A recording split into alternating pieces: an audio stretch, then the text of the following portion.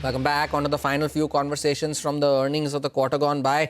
Zaggle, the management is now joining in after a strong quarter that they reported revenue growth driven by the Propel platform. The company has in fact reiterated its guidance for the full year.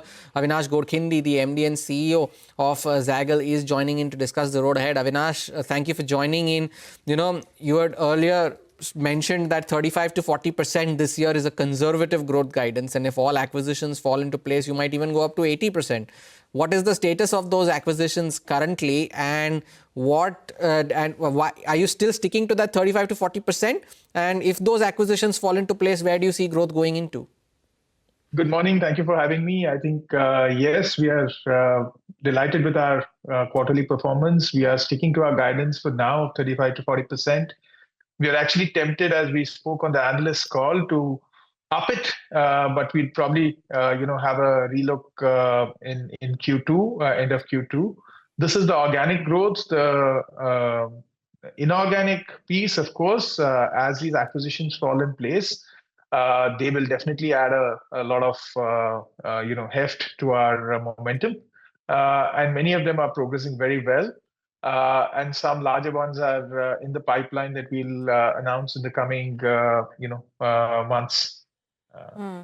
Avinash, I just wanted to actually ask you on the inorganic growth as well. 31.5% in quarter one.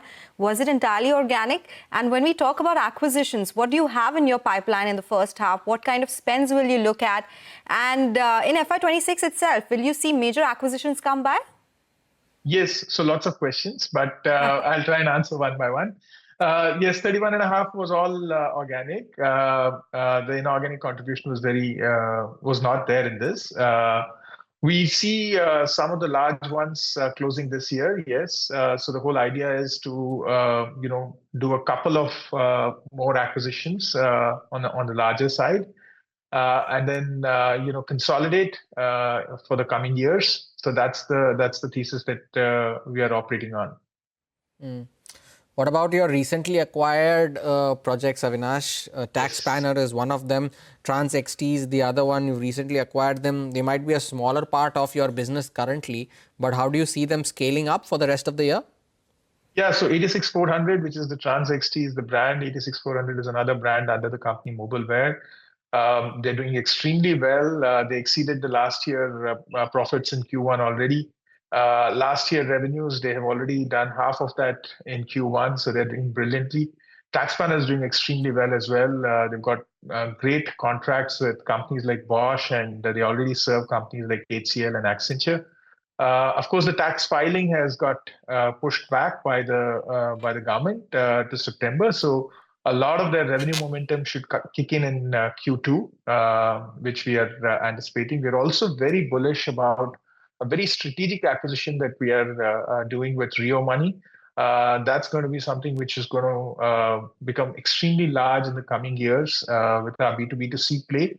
Our ability to be able to source users at a very low cost, and to be able to drive those users to ride on the UPI and credit on UPI wave, right? And credit cards on UPI.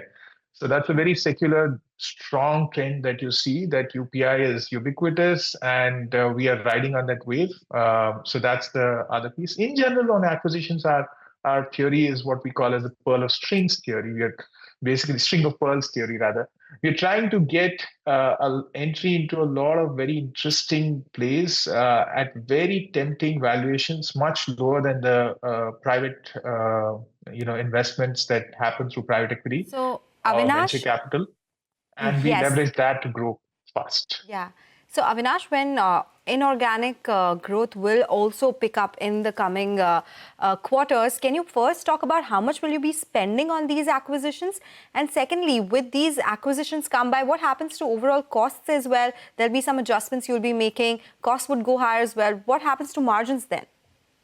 So, look, one of the things that we did was we raised 593 crores in a QIP last December. The purpose of that was acquisitions, very clearly.